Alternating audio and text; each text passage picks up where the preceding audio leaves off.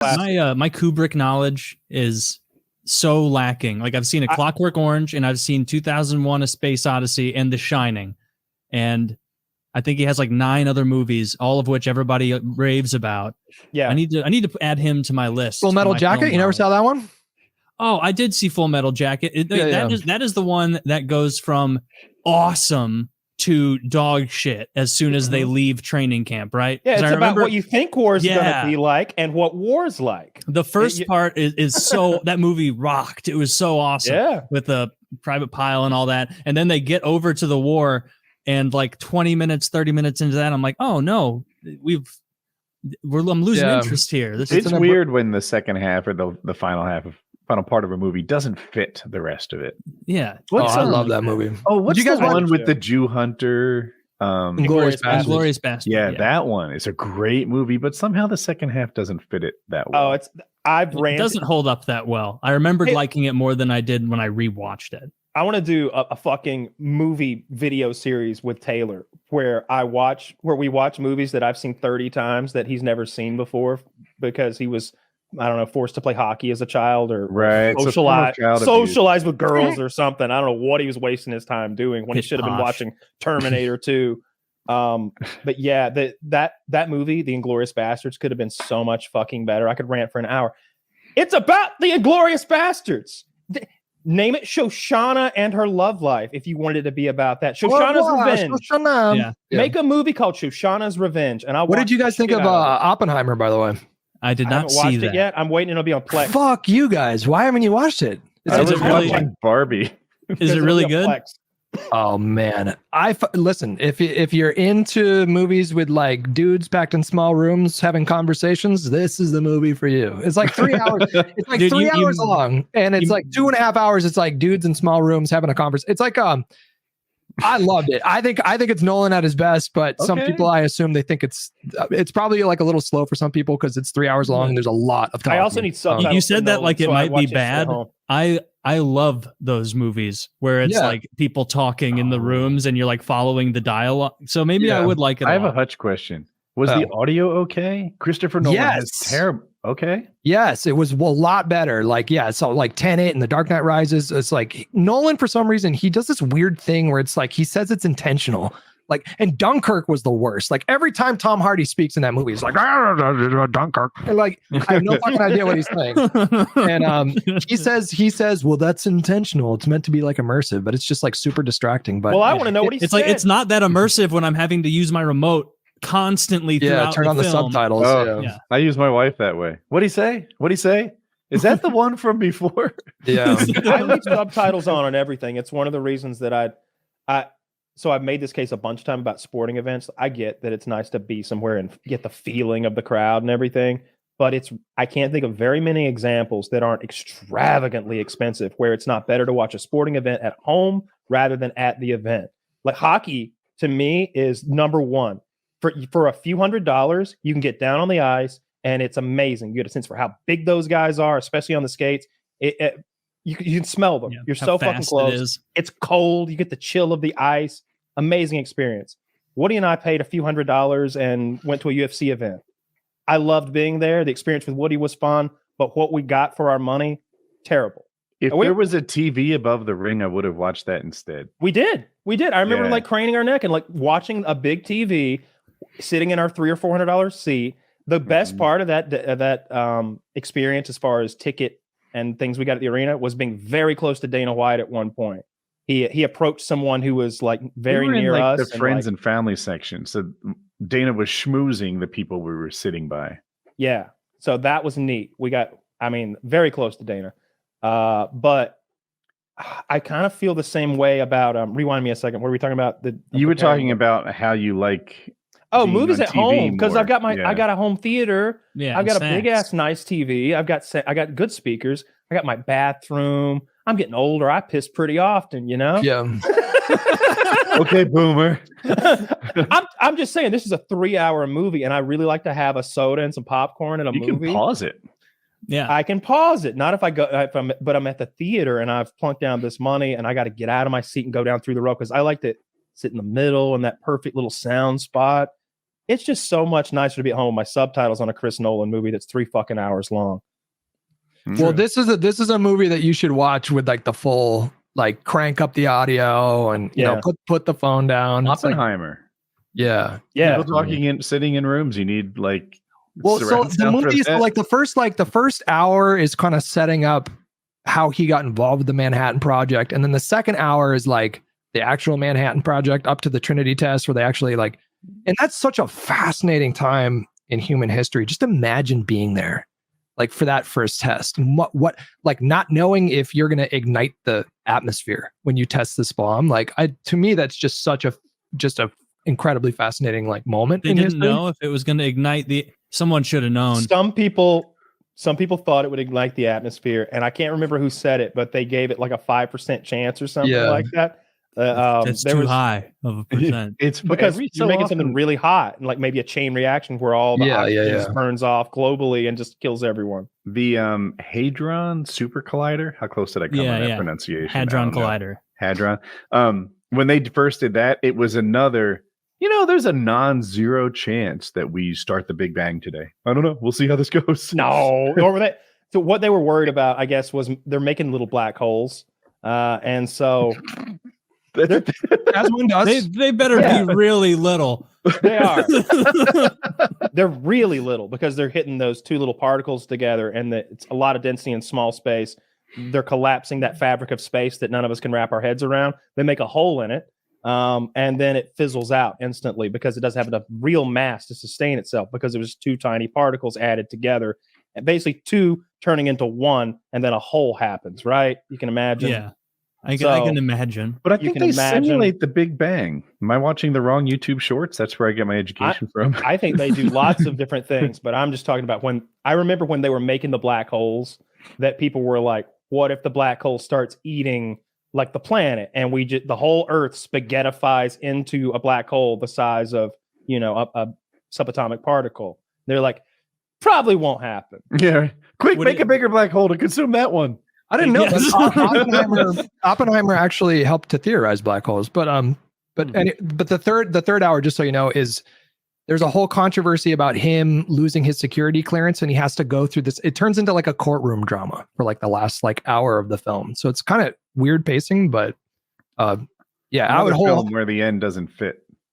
It's a very odd pacing, but for me, like I was gripped the whole time. I was not bored a single minute. But and if you're interested in history too, and I feel like you guys are, then it's just like I love it when someone takes a boring figure from history and then you realize he's not as boring as you thought. Oppenheimer made this happen, but it was Alexander Hamilton that I was thinking of, right?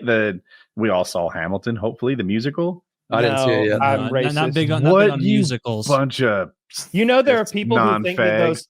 Do you know that there are a lot of people who think that whose historical characters were black because of Hamilton? No. Yes. Really? That's the Zoomers? The only time. There are lots of people who the only time they've ever been exposed to Alexander Hamilton as a figure, outside of maybe a mention in a social studies class for 5 minutes in third grade, is that musical they watched with all those black folks. That's really embarrassing. I think the founding fathers were black. Is Hamilton the one that was in the duel with Aaron Burr, or is that a different one? Yeah, okay. I don't know for sure it was Aaron Burr, but that's how he died. Okay. What, Kyle? Dueling is hilarious to me. I'm sorry. Okay. We need to bring that back, dude. So you need to watch Hamilton. You can actually just listen to it on Spotify. You don't. Isn't it like 3.5 hours? Yeah, but you can tell from the voice. It's really good. It's really, really good. I bet you'd watch Hamilton and be like, "Shit, this lived up to the hype." I think it's on Disney Plus. If you have Disney Plus, I think it's on there. Yeah. The only great musical I've seen is, well, I guess I can't count like Disney movies because like Jungle Book was great, and I guess that's technically a musical. Moulin Rouge, show some respect. Moulin Rouge, Book of Mormon. That was absolutely hilarious. Like I went to see it years ago, and like I knew it was the South Park guys who wrote it, and so it's going to be funny.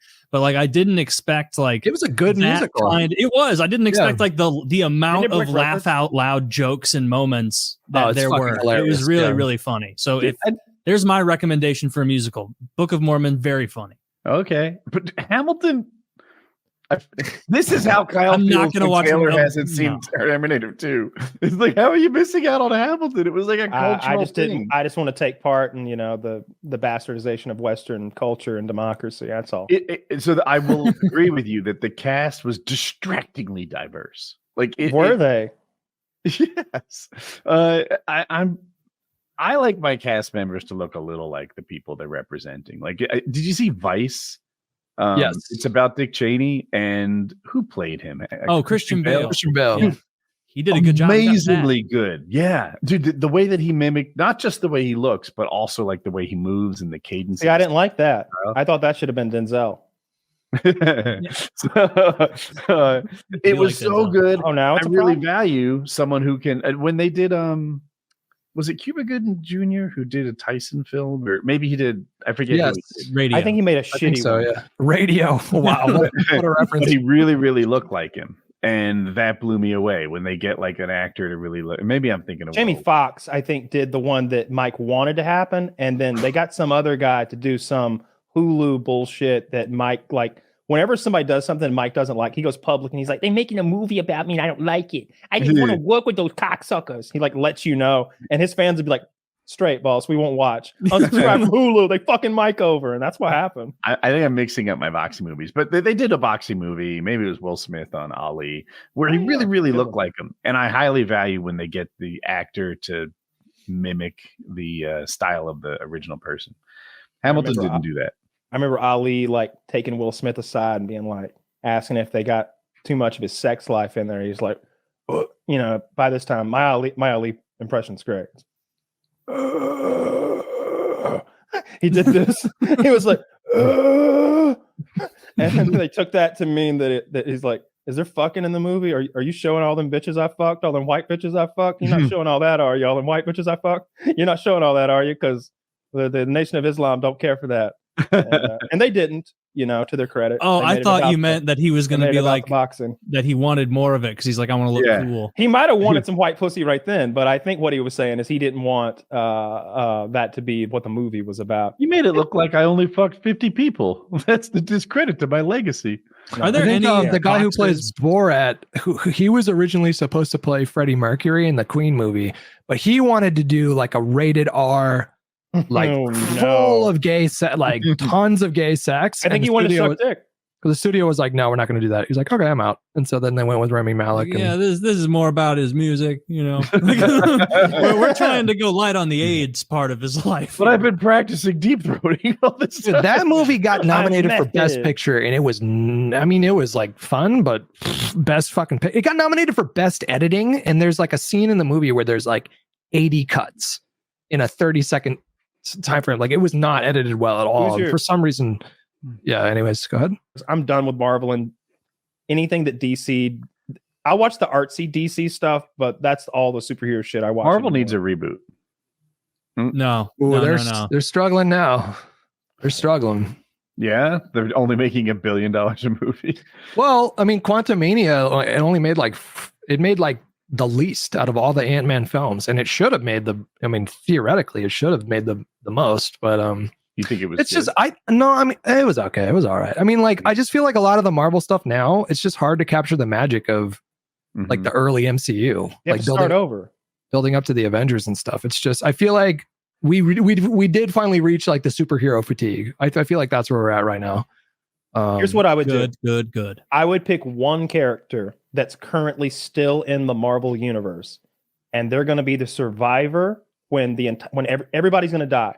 We lose this universe, we lose this Earth. All the main characters die by the end of this trilogy, and then one of them goes through a portal to a new universe and starts over. And there's a new Iron Man, and there's a new Spider-Man. And you get that's what they'll do eventually. That. It's like you get the built-in failsafe with the multiverse. You can do whatever. Like you can literally reboot at any time because of the multiverse. That'd be good because imagine it. You've got this new bad guy. I don't know who it is, Galactus or whoever, and he just literally comes and he kills everybody. And Spider-Man, that'd be the person. Tom Holland is manages to use some Tony Stark tech. He goes through to one of the other universes, and he's there, and everybody's like surprised because their Spider-Man was dead. We'll make it fit in just perfectly. But he's got a whole new team of Avengers, and they're like, what happened? And he's like, Galactus is coming.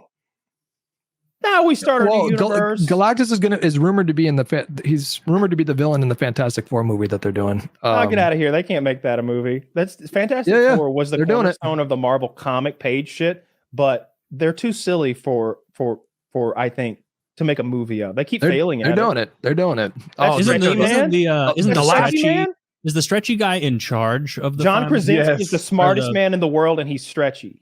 Yeah, and he got clapped after 5 minutes. Like they clapped him in 5 minutes. I was furious when that happened. Well, what are his real powers? Like what can he like? He what is can the he smartest do? man in existence, and he's stretchy.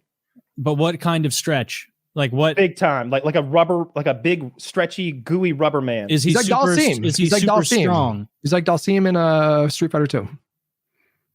I don't know. Different reference. Okay. So he can just stretch. Elastigirl in The Incredibles. I can tell you guys right now, if we were the Fantastic Four and Kyle was the stretch guy and I was the fire guy, there's no chance I'm not in charge. No chance. Well, no, Johnny Flame or whatever his name is not. He's not very smart. He's like a young kind of like Bucky kind of guy. Kyle's probably the fire guy, and I'm probably the stretchy guy. Even though we all want to be. Can I be the invisible girl? Oh, do I have to be the orange guy? You would for sure be the orange guy. You're the muscular one. Yeah, you're the big tank, dude. Yeah. Fuck you. Can he? And he can't even. He's not even like the Hulk. He can't doesn't be not even orange. like his powers. Him and the Hulk have had some great fights, but the Hulk always beats him. No, but I mean, the Hulk can be like, all right, I'm going to calm down, do a little deep breathing, and then he can go to Chipotle. You're stuck as the Rock. No one wants to fuck your stony cock, and he can't even like shoot himself. No. He hates it. Did you guys like the Batman, the Matt Reeves one? I didn't see it. The one with the Riddler. Yeah. I did like that. I didn't think it was amazing. I thought it was fine. I liked the new, different kind of Batman. I must not have seen that. I felt like he'd probably get his ass kicked and somebody would murder him if he walked around because he's just not big and strong and like buff enough to be a Batman. They did the fighting so well. Like the fight choreography in that movie was so fucking good. And the Batmobile, like that whole car chase scene, I like that too. Phenomenal. That car was sick. It looked like it was a real car. Paul Dano is such a creep when he plays the bad guy and stuff. He's such a creep in There Will Be Blood. There Will Be Blood. Yeah. The whole time, like when he finally gets killed in that bowling alley, you're like, yes, little comeuppance for this piece of shit. Yeah, I love Paul Dano. He's an amazing actor.